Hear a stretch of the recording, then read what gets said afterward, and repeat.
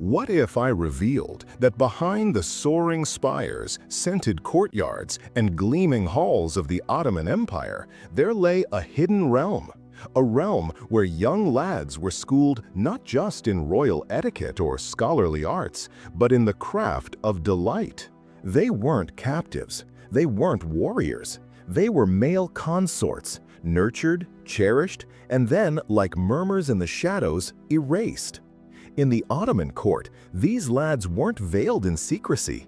They were showcased as emblems of riches, might, and masculine honor. This isn't merely a sideline tale in history. This is a saga of longing, treachery, and a cultural contradiction that will leave you astounded. While many picture harems as solely female spaces, brimming with cloaked ladies and rulers' desires, that's only part of the tale. Across ancient societies, Persia, Greece, China, men too were kept for charm and fellowship, and the Ottoman Empire was no exception. Here, male consorts were a mark of refinement, their existence accepted, even extolled among the privileged. But don't be misled. Being treasured did not mean being secure. Behind every grin lurked a shadow. Behind every velvet cloak, a prison. Consider, for instance, the eerie and nearly legendary story of Tariq and Time, two young Ottomans seized by Christian lords. Most would anticipate torture, shackles, and agony, but instead their captors grew fond of them, lavished them with presents, bathed them in warmth. For a fleeting moment, it seemed affection had prevailed over rivalry. But truth struck cruelly. Society, both Christian and Muslim, wasn't prepared for their reality. Their bond, though pure, was branded as deviant, and the penalty? Confinement, disgrace, and division. That was just the start. In this video, we're unveiling the depths of history to reveal stories like theirs, tales of lads drawn into the court not as attendants or captives, but as cherished ones. The Ottoman Empire, spanning southeastern Europe to the Middle East and North Africa, was one of the mightiest powers the world had known.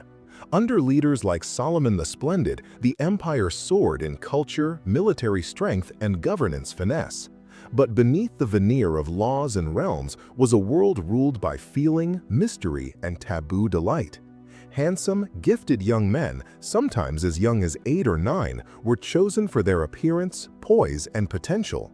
They were brought into the royal court, often from conquered regions, and lodged within the palace chambers.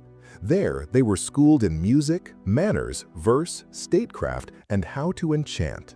These lads, known as Yemeks, dwelt in gender-specific quarters, closely watched by palace overseers. Venetian diplomat Benedetto Ramberti marveled that up to 500 youths aged 8 to 20 resided within the palace and were deemed the joy of the master. They were not permitted to depart until they were judged fit for public roles or until their charm waned. They were shaped not only for duty, but for adoration. Many sultans and senior officials openly kept such lads as companions, and no one raised an eyebrow. You see, the Ottomans didn't view attraction the way we do now. They didn't label people as gay or straight. Instead, they grouped lovers by authority, the dominant and the submissive.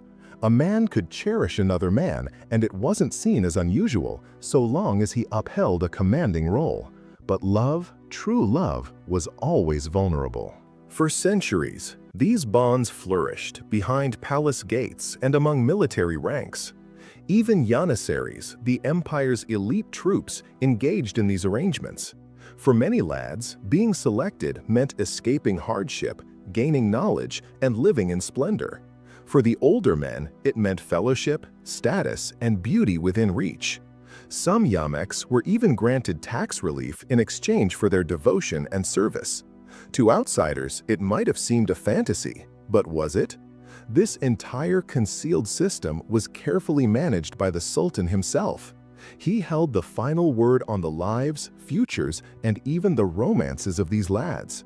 Many never left the palace until they were deemed ready for power, for politics, or for marriage. But change was looming. As the empire opened its doors to Western diplomacy and ideals, foreign notions of morality, sin, and disgrace seeped into Ottoman society. By the 18th century, these once honored practices began to fade into obscurity. Homosexuality, though still practiced, was now concealed, murmured about, and increasingly condemned. A grim shadow hung over the joys of the past. Then came the blow that shattered everything: the Penal Code of 1858.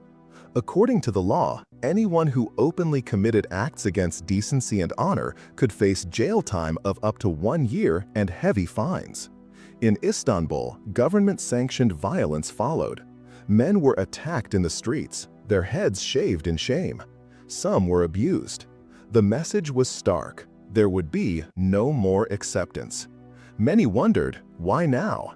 The Quran had been unchanged for centuries, so what sparked this sudden hostility? Historians point to Western influence as European ideals of virtue and modern civilization took root. Ottoman society began to adopt them.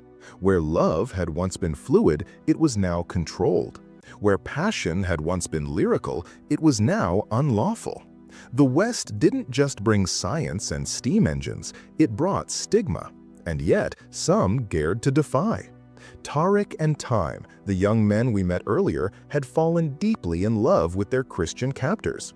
After being jailed for immorality, the two Ottoman men were eventually freed, but their lovers remained imprisoned. Unwilling to be parted, the Christian nobleman broke free, reunited with Tariq and Time, and in a bold act of devotion, converted to Islam just to be together. They hoped that by embracing the Ottoman faith, they could live freely. It was a risk born of desperation, but it wasn't enough to stem the tide of history.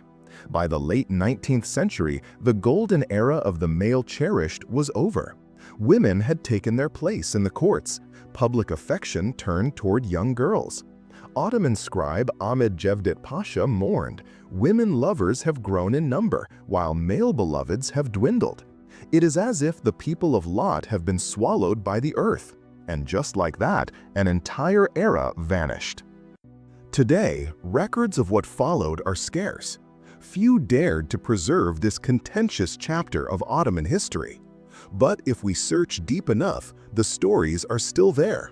Stories of lads loved and lost, of courts that murmured their names, and of a love that bloomed even when it wasn't allowed to endure. Tariq and Time remind us that no matter how cruel the world becomes, love, true love, will always find a path.